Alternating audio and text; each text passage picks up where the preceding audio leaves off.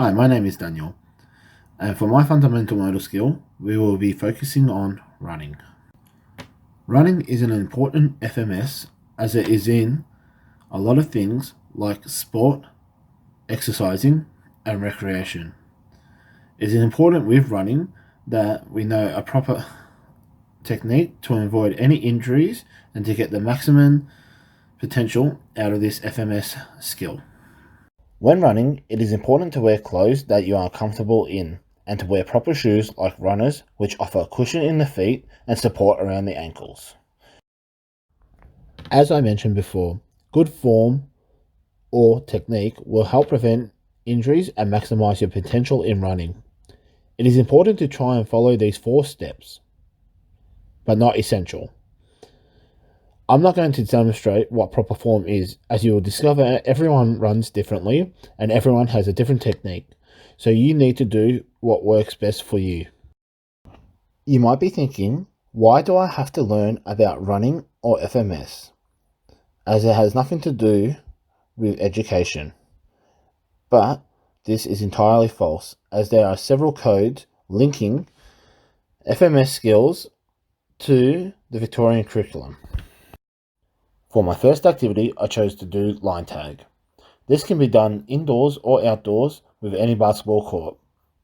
This has the same rules as normal tag with the exception that you must only travel on the lines. Once you're tagged, you are out. In my video, my daughter goes first to chase me around the lines and try and tag me. Once she has caught me, it is my turn to chase her and then I try and tag her. This is a fun game to develop running FMS while also incorporating a couple of other FMS skills like balance and jumping, as students are also able to jump between lines to avoid being tagged.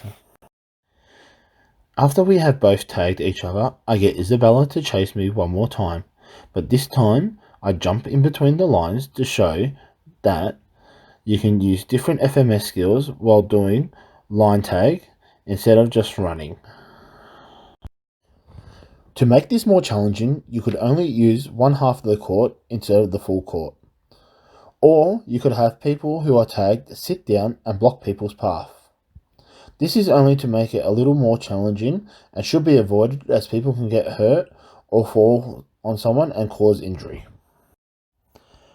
For my next activity, I tried to be inclusive and think of everyone's need, and I chose an Indigenous game called Tanabe. It is important that we cater for Indigenous people so that they feel included and we can help pass on their wonderful beliefs and culture to other students. Teaching this Indigenous game also aligns with ATL Standards 1.4 and 2.4. Tanabe is a running and chasing game in which a ball is rolled about 20 meters and students chase the ball over the line and race back to the starting line with the ball. This can be done in teams of 3 to 4 people where they roll a ball over the line and race each other in a relay event. Students can also throw the ball instead of rolling to work and incorporate another FMS skill.